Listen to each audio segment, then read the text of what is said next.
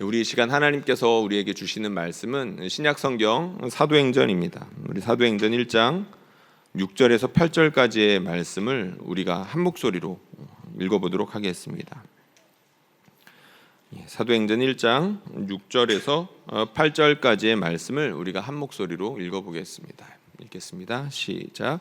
그들이 모였을 때 예수께 여쭈어 이르되 주께서 이스라엘 나라를 회복하심이 이때니이까 하니 이르시되 때와 시기는 아버지께서 자기의 권한에 두셨으니 너희가 알 바 아니요 오직 성령이 너희에게 임하시면 너희가 권능을 받고 예루살렘과 온 유대와 사마리아와 땅끝까지 이르러 내 증인이 되리라 하시니라. 아멘. 우리 금요 성령 집회 나오신 우리 모든 성도님들 하나님께서 성령 부어주시기를 축복합니다. 그리고 피치 못하게 영상으로 기도하는 모든 성도님들에게도 하나님께서 찾아가시기를 축복합니다. 금요일 기도회를 이제 제가 일도할 때 성령님에 대한 이야기를 제가 이제 두 차례 앞서서 했었습니다. 성령님과 나, 성령님과 우리라는 제목으로 말씀을 나누었었습니다. 신대원에 있을 때 일입니다. 소래교회라고 있는데요. 이제 원래 있었던 소래교회를 이제 복원한 기도당이라고 할 수 있는데 신대원에서 이제 주로 기숙사에 있다가 기도하러 갈 때면 이제 그곳에 잘 찾아갔었습니다. 어느 날 이제 기도하는데 당시 이제 청소년부 부서를 맡고 있다 보니까 청소년들 아이들 이제 한 사람 한 사람 위에 기도하는데 이제 성령님이 저한테 갑자기 말을 걸어오시는 것 같았습니다. 연수야, 너도 너가 가르치는 애들이랑 똑같이 기도하면 어떡하니? 라는 음성이었었습니다. 그 이야기를 듣고 깜짝 놀랐습니다. 이제 당시에 이제 아이들이 내준 기도 제목, 이제 기도 노트를 보고 이제 하나씩 한 명씩 기도하고 있는데 아이들 기도 제목은 뻔하잖아요.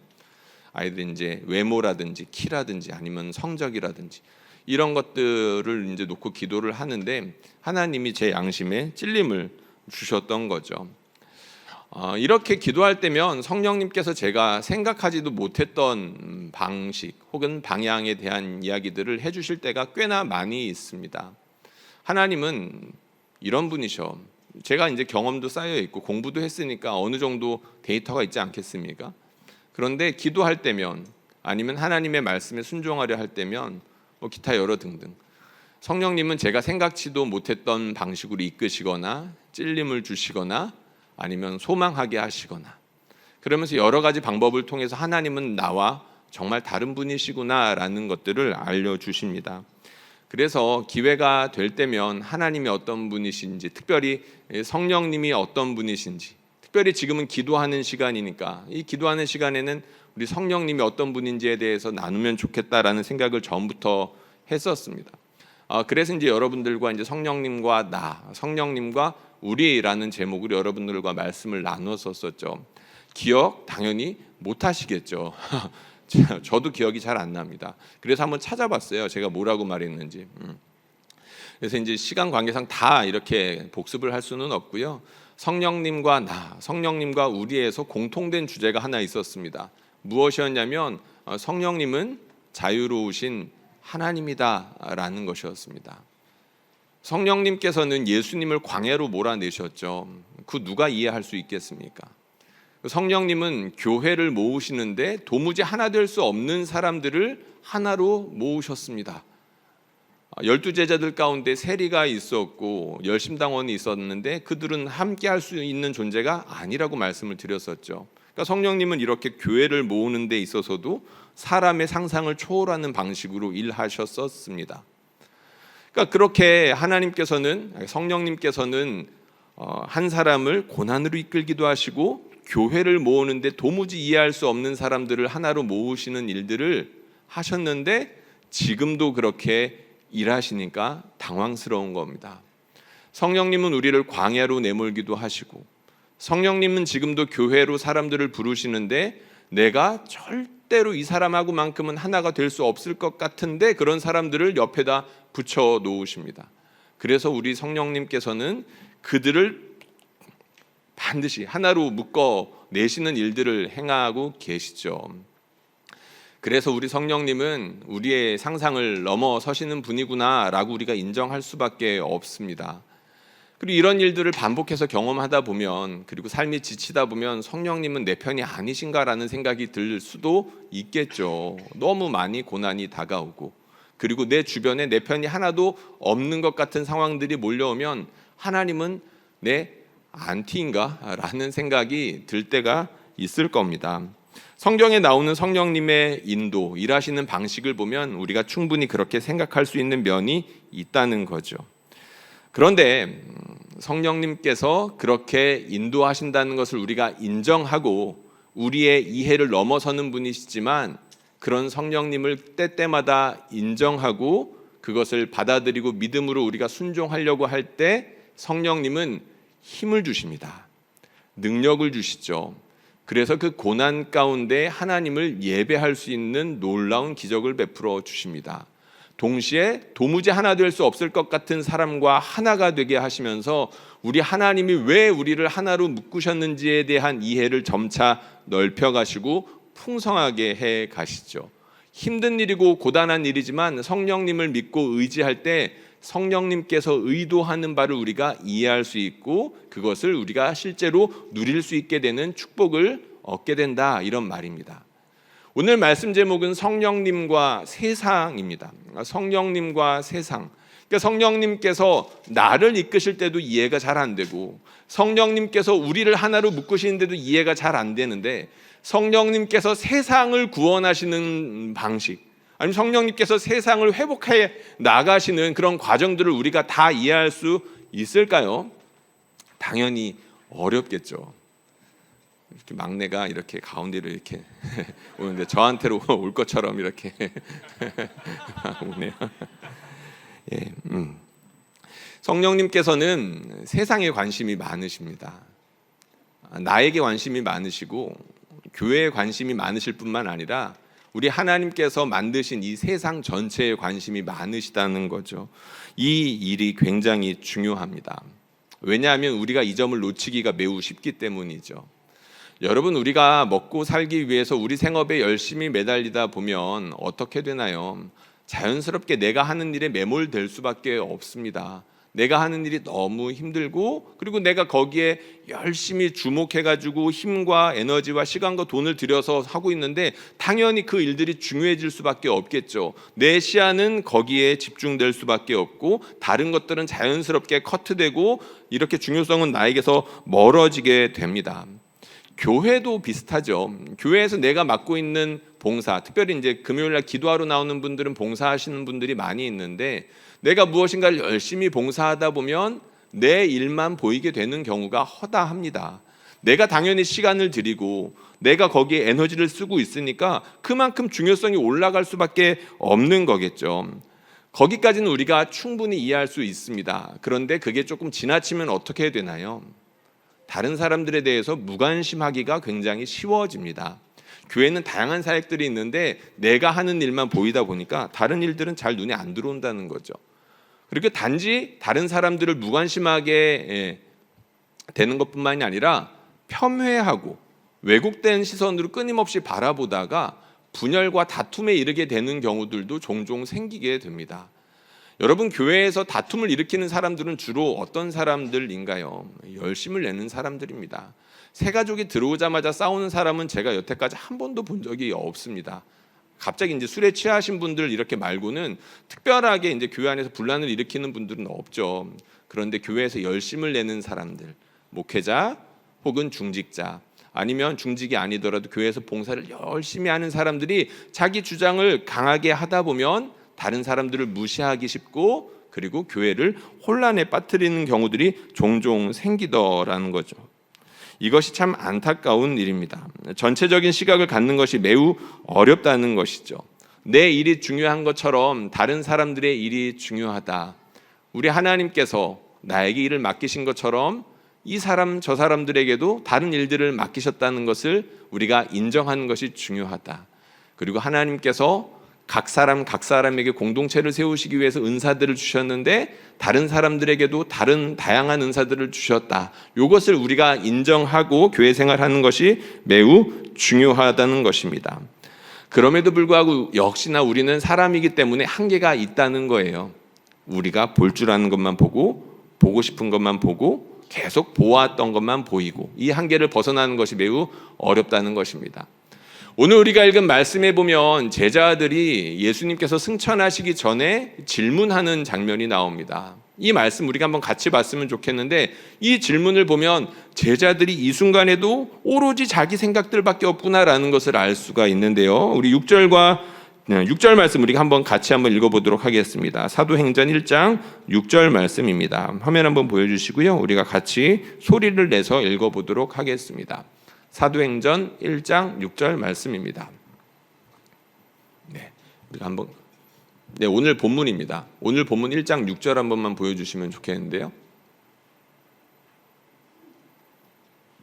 우리가 아까 같이 읽지 않았나요? 1장 6절을? 빨리 올려주세요. 기다릴 겁니다. 우리가 읽었는데 왜 그 본문이 없죠? 읽고 지웠나?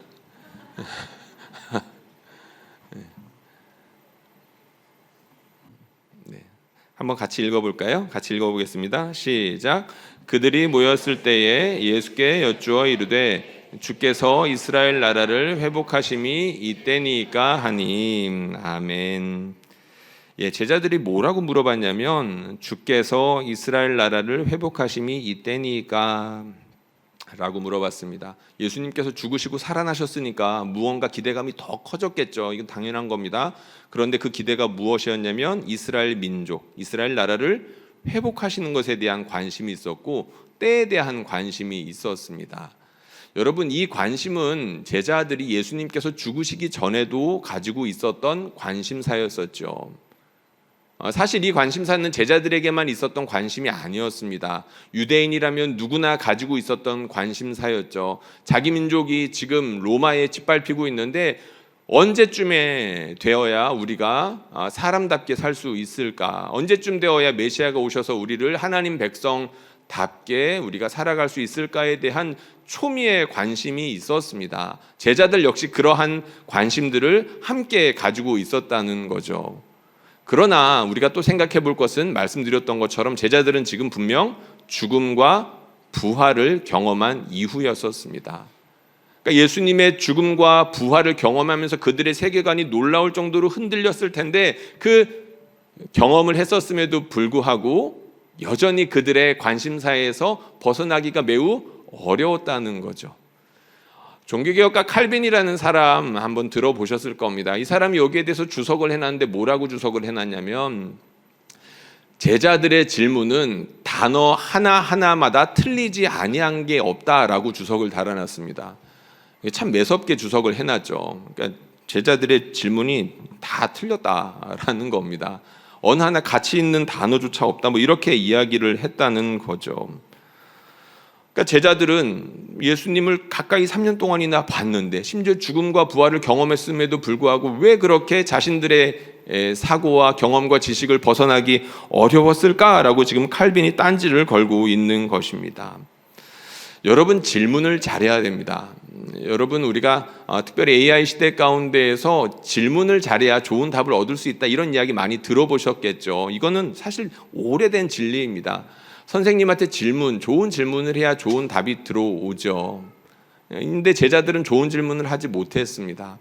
그런데 정말로 중요한 건 사실 좋은 질문보다 선생님이 중요합니다.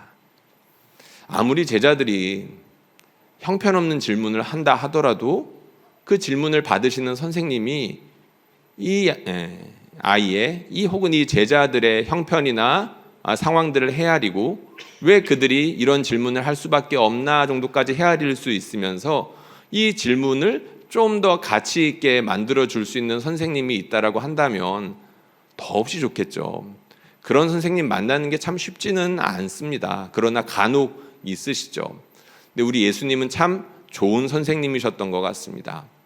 제자들은 사실 너무나 터무니없는 질문을 했는데 예수님께서 좋은 선생님 되어 주셔서 그들에게 이렇게 답해 주시죠. 우리 7절과 8절 제자들의 터무니없는 답에 대해서 예수님은 어떻게 응답하셨는지 우리가 함께 소리를 내서 읽어보면 좋겠습니다. 시작.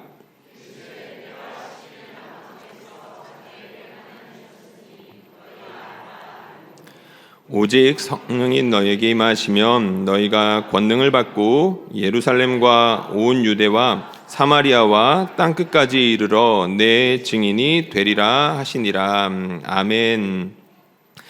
여러분, 제자들이 생각한 구원은 이스라엘 민족의 구원이었었습니다. 그런데 예수님 말씀 보니까 예수님께서 생각하신 구원은 온 세상이었었습니다.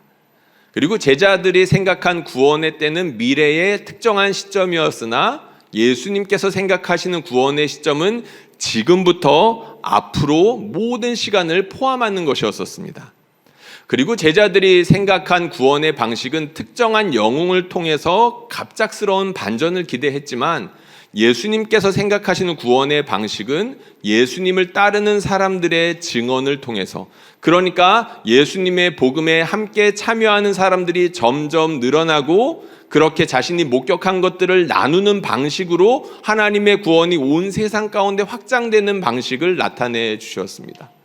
그러니까 제자들이 생각했던 구원의 개념이나 방식이나 과정이나 이런 것들이 하나도 사실은 예수님과 같지 않았죠. 그런데 예수님께서 그것들을 친절하게 말씀해 주셨다는 겁니다. 너희들이 생각하는 구원과 하나님께서 작정하시고 이루어 가시는 구원은 달라라고 이렇게 표현을 해 주셨다는 거죠. 그 중에서도 중요한 말씀이 바로 8절입니다. 우리가 읽은 말씀, 오직 성령이 너희에게 임하시면 너희가 권능을 받고 예루살렘과 온 유대와 사마리아와 땅끝까지 이르러 내 증인이 될 것이다. 하나님께서 생각하시는 구원은 바로 이런 것이었습니다. 우리 하나님께서 온 세상을 향해서 바로 지금부터 영원 끝까지, 그리고 예수님의 복음에 참여하는 모든 사람들을 통해서 하나님의 온 세상 구원 프로젝트를 이루어 나가실 것이다 라고 말씀을 하셨다는 것이죠. 예수님의 이 말씀을 읽다 보면 정말로 그렇게 될까라는 질문이 생기기도 합니다. 예수님께서 이렇게 점진적으로 모든 사람들을 자신의 큰 구원에 포함시키겠다라고 말씀을 하시는 건데 어느 세월에 이것이 가능할까라는 생각이 들 수 있다는 거죠. 그런데 여러분, 사도행전 통독해 보신 분들은 다 아실 겁니다. 사도행전에는 우리 예수님께서 승천하신 이후로부터 사도 바울이 열심히 복음을 전하고 순교하기 전까지의 이제 글들이 이렇게 나와 있는데, 그 짧은 그 수십 년의 세월 동안 예수님께서 말씀하신 이 8절의 내용이 마치 목차처럼 적용이 돼가지고 순차적으로 이루어지는 모든 과정들이 그 사도행전 안에 다 나옵니다. 예수님의 말씀처럼 예루살렘과 온 유대가 성령의 물결을 이루면서 그 지역에 하나님의 구원이 이루어지는 것들이 사도행전에 나타나고, 그리고 8장부터 드디어 사마리아에도 하나님의 복음이 생각지도 못했던 방식으로 고난과 핍박을 통해서 그 사마리아 지역으로 복음이 흘러가는 것들을 볼 수 있으며, 동시에 성령께서 예루살렘에 임하셨던 것처럼 사마리아에도 똑같이 임하는 것들이 나타납니다. 그리고 드디어 사도 바울이 나타나죠. 바울이 나타나서 하나님께서 그를 이방의 빛으로 부르셔서 그야말로 땅끝까지 하나님의 복음이 전파되는 것을 기상천외한 방법으로, 사람이 감히 상상할 수 없는 에너지와 능력으로 사도 바울을 통해 가지고 온 세상 가운데 정말로 하나님의 복음이 전파되는 것을 사도행전 가운데 기록해 놓았습니다. 이 사도행전의 기록이 매우 몰입감이 있죠. 그 증언들이 생생하기 때문입니다. 예루살렘에서 성령을 경험했던 사람들, 사마리아에서 성령을 경험했던 사람들, 그리고 땅끝 가운데에서 복음을 전할 때 성령께서 어떻게 일하셨는지를 목격한 증인들이 그것을 증언해 놓았는데, 그 증언이 2000년이 지난 지금까지도 생명이 있을 정도로 생생하다는 거죠. 그리고 이 사도행전을 읽을 때 가슴이 뜨거워졌던 것을 경험해 보신 분들이 참 많을 겁니다. 사도행전을 읽을 때 왜 우리의 마음이 뜨거워지나요? 이 증언들이 지금 우리에게 일어나는 성령의 역사와 크게 다르지 않기 때문입니다. 하나님께서 지금도 이렇게 일하시는구나. 그리고 예수님께서 이 말씀해 주신 부분, 성령이 임하시면 땅끝까지 증인이 될 거라고 말씀해 주신 이 약속이 지금 우리와 연속성을 가지고 있는 거구나. 나를 그 약속 가운데 참여시키고 계시는 것이고, 온 세상을 구원하시는 그 하나님의 일에 한 사람 한 사람, 하나의 교회, 모든 교회를 하나님께서 부르고 계시는구나 라는 그 사실 때문에 우리의 마음이 뜨거워질 수 있다는 것입니다. 성령님의 역사가 참으로 놀랍습니다. 그런데 동시에 이 사도행전을 읽으면 위로가 되는 부분들도 있습니다. 가슴이 뜨거워지기도 하는데 위로가 되는 부분들이 꽤나 많이 있다는 겁니다. 조금은 다른 부분이기도 한데요. 어떤 부분이냐면 이렇게 성령의 역사가 유대와 사마리아와 땅끝까지 이르러서 놀랍게 파워풀하게 진행이 되는 과정 중에 이런 것들이 다 나오는데, 그런 과정 중에 연약한 사도들의 모습, 성령님께서 이끄시는데 성령님께서 능력을 주고자 하시는데 거기에 대해서 의심하거나 아니면 반신반의하거나 제대로 쫓아가지 못하는 사도들의 모습이 종종 나온다는 겁니다. 대사도들이 마치 우리와 비슷하게 하나님의 인도를 분별하지 못하거나 아니면은 마음으로 미심쩍어 하는 부분들이 종종 나타난다는 거죠. 요 말씀들은 저희가 한번 직접 찾아서 한번 읽어보면 좋겠는데 실제로 그런 부분들이 나타납니다. 먼저 사도행전 10장에 보면 사도 베드로가 성령님의 인도를 분별하기 위해서 참 애를 먹는 장면이 나옵니다. 성령님께서 이 장면 가운데 베드로를 어떻게 설득하시고 이끄시는지를 우리가 좀 주목해서 봤으면 좋겠는데, 말씀이 있나요? 사도행전 10장 10절에서 14절 말씀입니다. 이 말씀을 저희가 같이 소리를 내서 한번 읽어보면 좋겠습니다. 시작. 그가 시장하여 먹고자 하매 사람들이 준비할 때에 황홀한 중에 하늘이 열리며 한 그릇이 내려오는 것을 보니 큰 보자기 같고 내 귀를 메어 땅에 들이었더라. 그 안에는 땅에 있는 각종 네 발 가진 짐승과 기는 것과 공중에 나는 것들이 있더라. 또 소리가 있으되 베드로야 일어나 잡아 먹으라 하거늘 베드로가 이르되 주여 그럴 수 없나이다. 속되고 깨끗하지 아니한 것을 내가 결코 먹지 아니하나이다. 아멘. 여기 보면 이 이후로 이런 일들이 3번 있었다라는 이야기가 추가적으로 나오게 됩니다. 하나님께서 환상을 보여주시는데 베드로를 이방인 고넬료에게 이끌기 위해서 지금 이 환상을 반복해서 3번이나 보여주신 겁니다. 왜 3번일까요? 그만큼 베드로의 내적인 저항이 심했다라는 뜻이겠죠. 하나님께서 정하다고 한 것을 네가 부정하다라고 말하지 말아라 라고 이렇게 말씀을 하시는데 베드로가 처음에는 어떻게 합니까?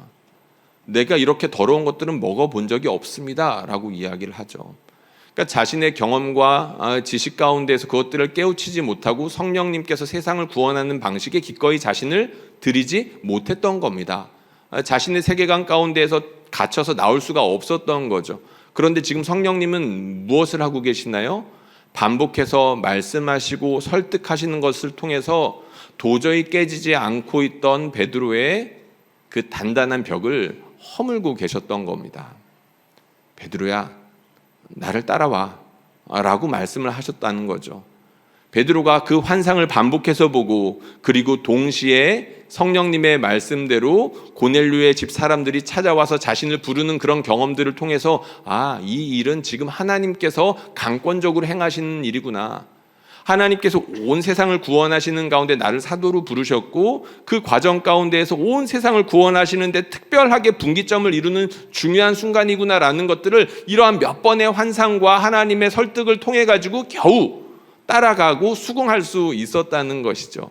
그 이후에야 고넬료의 집에 가서 자기가 경험한 일들을 이야기합니다. 나에게 이런 일들이 있었는데 하나님께서 이방인이든 유대인이든 하나님을 경외하는 모든 사람들에게 성령 부어주시기를 기뻐하신다. 이런 말씀을 하니까, 복음에 대해서 말씀을 전하니까 그 자리에 어떤 일들이 일어납니까? 성령이 임합니다. 성령이 정말로 폭포수같이 임하는 것을 보면서 사도 베드로가 뭐라고 얘기하냐면, 하나님께서 이렇게 성령을 부어주시는데 어찌 사람으로서 물로 세례를 주는 것을 금할 수 있으랴, 이런 이야기를 하거든요. 그동안 자기의 지식과 경험, 사람들이 가지고 있었던 그런 전통들이 하나님의 구원을 막고 있었구나라는 것들을 비로소 인정했던 것입니다. 그러니까 성령님께서 이러한 여러 가지 경험과 설득을 통해서 베드로의 사고를 전환시켜 주시고 온 세상을 구원하시는 하나님의 일에 베드로를 참여시켜 주셨던 것이죠. 바울에게도 이런 경험이 나옵니다. 아마도 사도행전에서 이런 일들을 일부러 집어넣고 아마도 우리 모두가 이런 점들에 대해서 좀 주목하기를 바랬던 것 같은데, 사도행전 16장에 있는 말씀, 이거는 사도 바울이 경험한 일인데 이 말씀도 한번 같이 읽어보겠습니다.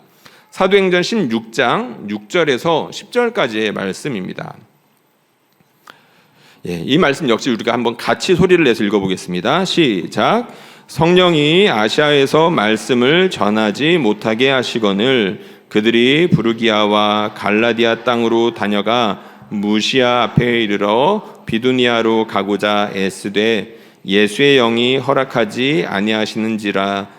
무시아를 지나 드로아로 내려갔는데 밤에 환상이 바울에게 보이니 마게도냐 사람 하나가 서서 그에게 청하여 이르되 마게도냐로 건너와서 우리를 도우라 하거늘 바울이 그 환상을 보았을 때 우리가 곧 마게도냐로 떠나기를 힘쓰니 이는 하나님이 저 사람들에게 복음을 전하라고 우리를 부르신 줄로 인정함이러라.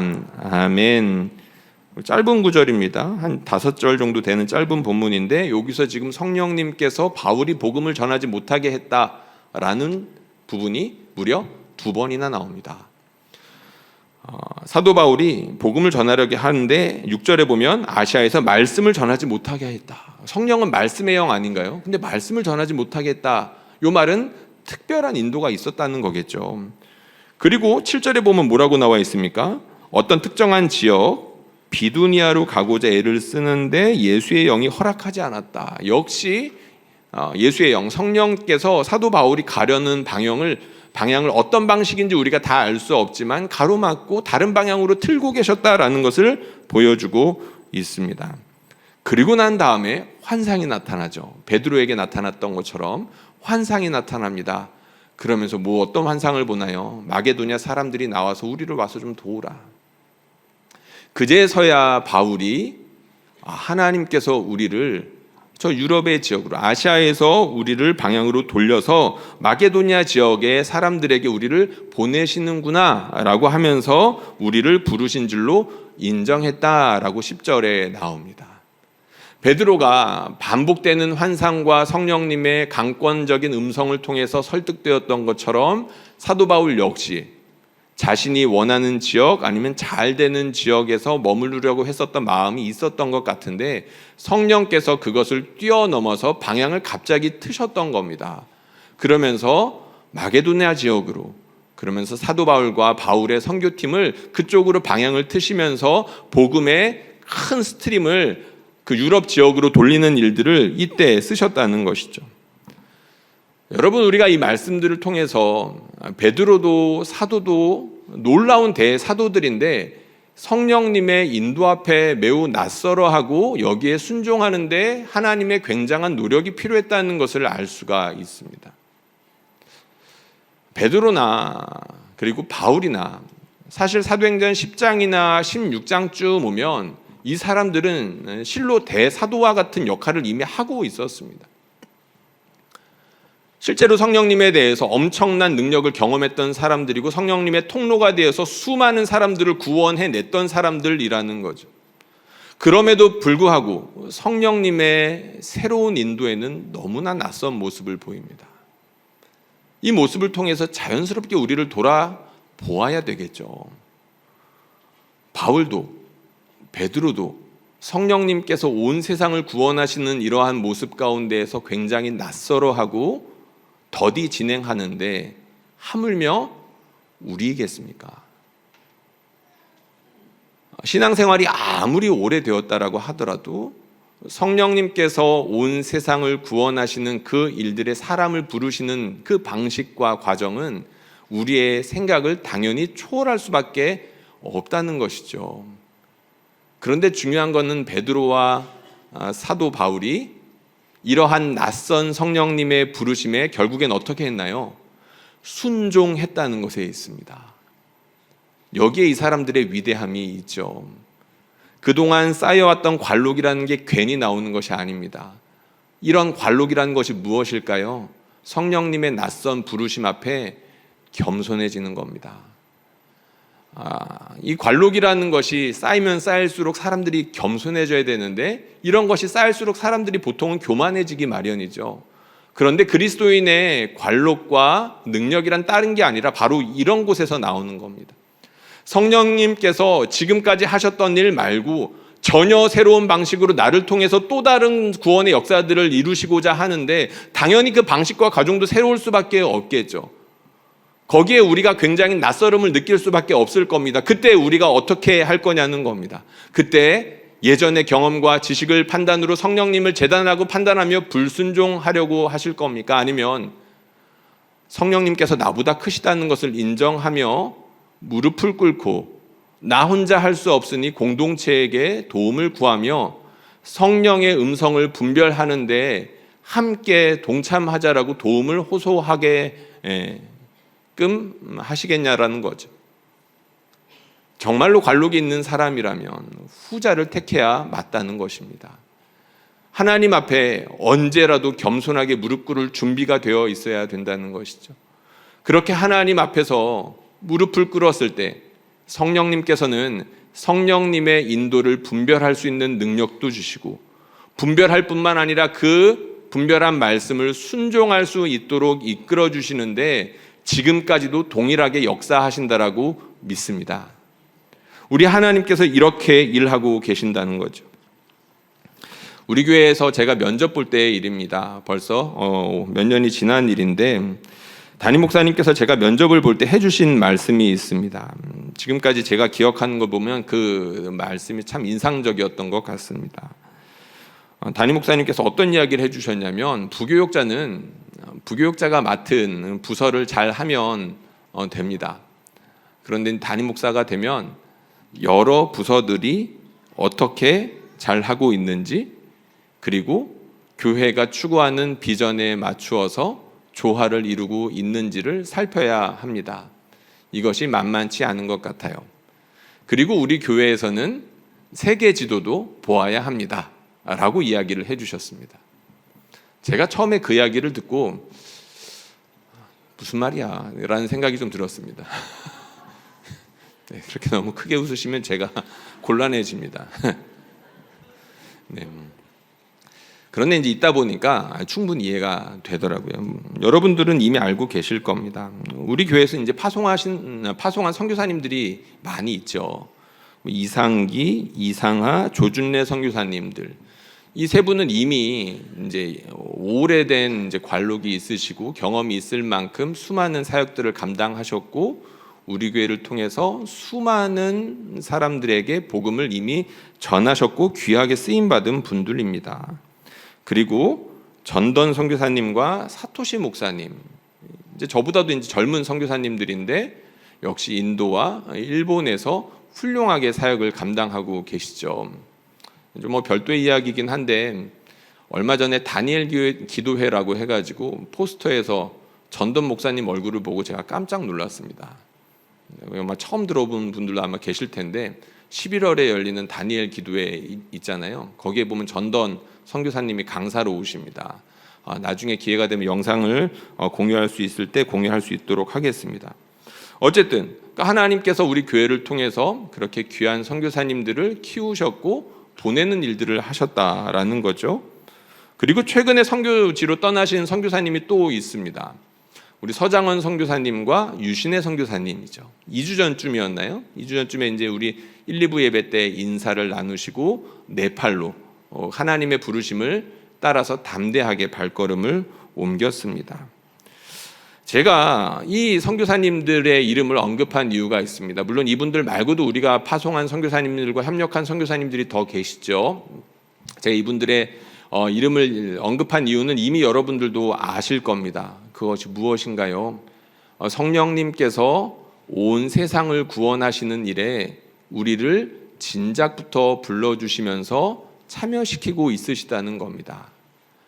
하나님께서 2000년 전에 베드로와 예루살렘 교회를 통해서 일하셨던 것처럼 바울과 안디옥 교회를 통해서 일하셨던 것처럼 그리고 지금 현재 이 땅 가운데에서 사용하시는 수많은 다른 교회들 중에 하나로서 우리도 귀하게 생각하시며 우리들을 통하여서 하나님께서 온 세상을 구원하시는 그 일에 우리를 참여시키고 계신다라는 것이죠. 이 일이 마음에 다가오는 사람은 마음이 뜨겁지 아니할 수가 없겠죠. 성령님께서 지금 이 일에 우리를 불러주고 계시기 때문입니다. 여러분, 성령님은 도대체 어떤 분이십니까? 다 이해할 수 없는 분입니다. 성도 한 사람 한 사람의 삶을 돌아보더라도 그렇고, 공동체를 모으시는 방식과 이루어 가시는 방식만 보아도 그렇고, 당연히 온 세상을 구원하시는 하나님의 특별하면서도 낯선 방식에 우리가 적응하기 힘들다는 것이죠. 그럼에도 불구하고 우리 하나님께서는 그 모든 것들을 다 아시고 감안하시면서도 우리를 여전히 성령님과 함께 동행하기를 불러주시고 초대하고 계십니다. 성령님께서 지금 나와 우리 교회를 부르시면서 성령이 임하시면 권능을 받아서 우리가 그것을 먼저 보고 누릴 수 있게 하시고, 우리가 먼저 보고 누리게 하신 것을 다른 사람들에게 가서 전하게 하시며 그곳 가운데 성령의 놀라운 능력들을 임하게 하신다고 하나님께서 우리를 하나님의 사역으로 부르고 계신다는 것입니다. 여러분, 하나님의 이런 부르심에 우리가 마땅히 아멘 하면서 순종해야 되겠죠. 우리가 깨어 있어야 될 겁니다. 우리가 기도해야 되는 이유가 바로 여기에 있습니다. 우리가 깨어서 기도할 때 성령님께서 우리를 통해서 어떤 일들을 이루시고자 하는지에 대해서, 그 낯선 부르심에 대해서 이거 하나님의 부르심이다라고 우리가 함께 동의하고 함께 걸어갈 수 있게 되기 때문이겠죠. 사랑하는 성도님들, 오늘 우리가 기도하러 나왔습니다. 성령님께서 우리를 통해서 하나님의 크신 구원을 꿈꾸게 해주시기를 축복합니다. 그리고 단지 꿈꾸는 것을 넘어 우리가 그 일에 참여할 수 있도록 능력 부어주시는 밤 되기를 주님의 이름으로 축복합니다.